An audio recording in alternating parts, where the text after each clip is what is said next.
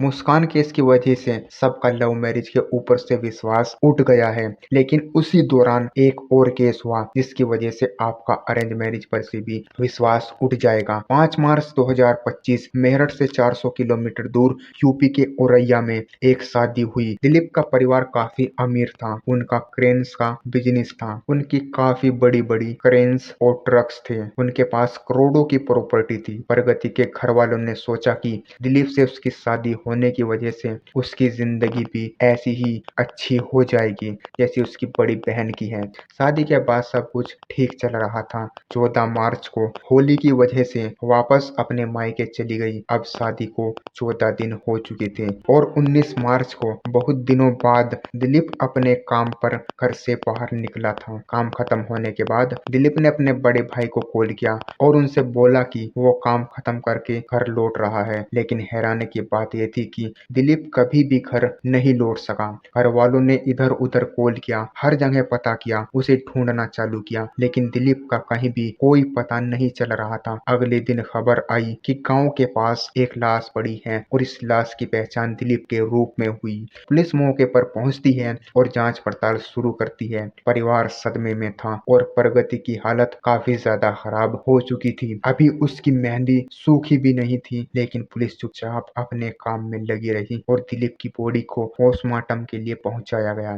इसमें यह पता चला कि दिलीप की गर्दन के पीछे गोली मारी गई थी और साथ में एक तेजी से उसके ऊपर कई बार वार किए गए थे। अब पुलिस को शक हुआ कि यह कोई साधारण मर्डर नहीं था। अब पुलिस ने दिलीप के डेली रूटीन को फॉलो करना शुरू किया। इसके थ्रू पुलिस को यह पता चला कि दिलीप एक होटल में देखा गया था, जहां पर उसके पास कुछ आदमी मदद के लिए आए थे क्योंकि उनकी गाड़ी फंस गई थी और उनकी गाड़ी को निकालने के लिए दिलीप क्रेन लेकर उनके साथ गया था। पुलिस ने इलाके के सीसीटीवी कैमरे खंगालने शुरू कर दिए, जिसमें दिलीप बैठा हुआ नजर आ रहा था और उसके साथ कुछ अन्य लोग भी थे, लेकिन कैमरे की जो वीडियो क्वालिटी थी वो इतनी ज्यादा अच्छी नहीं थी। लोगों को पहचानना मुश्किल हो रहा था। अब पुलिस ने टावर डिटेल निकाली और इन डिटेल्स की मदद से ये पता किया कि उस वक्त कौन कौन से नंबर उस इलाके में एक्टिव थे। पुलिस ने नंबर्स का बैकग्राउंड चेक करना शुरू किया और इस दौरान पुलिस के हाथ एक ऐसा नंबर लगा जिसने पुलिस को चौंका दिया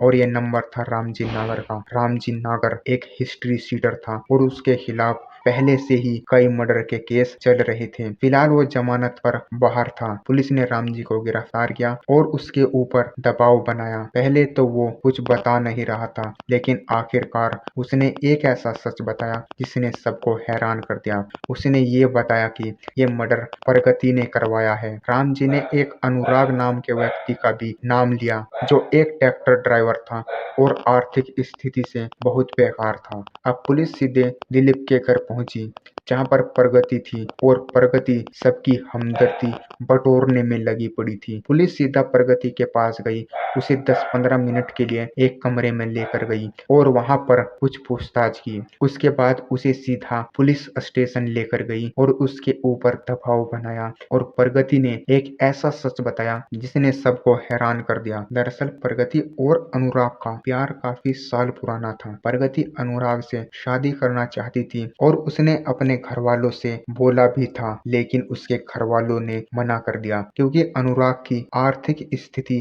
काफी ज्यादा खराब थी और उसकी बड़ी बहन पहले से ही अमीर घर में थी। प्रगति शादी के लिए तैयार नहीं थी, लेकिन घर वालों के दबाव में आकर उसने यह शादी कर ली। मगर उसके मन में अब भी अनुराग के लिए काफी ज्यादा प्यार था और इसी दौरान उसे एक आइडिया आया। शादी के 2 दिन बाद वो मायके वापस लौटी, जहाँ पर वो अनुराग से मिली और अनुराग को उसने अपना प्लान के बारे में बताया। अनुराग से उसने कहा कि वो दिलीप को मरवा देगी, मरने के बाद जितनी भी प्रॉपर्टी होगी वो उसके नाम हो जाएगी क्योंकि वो दिलीप की विधवा है। इसके बाद हम दोनों आराम से रहेंगे। अनुराग ने रामजी नागर को सुपारी दी। रामजी नागर ने एक जाल बिछाया, मदद के बहाने दिलीप को बुलाया और उसे मार दिया।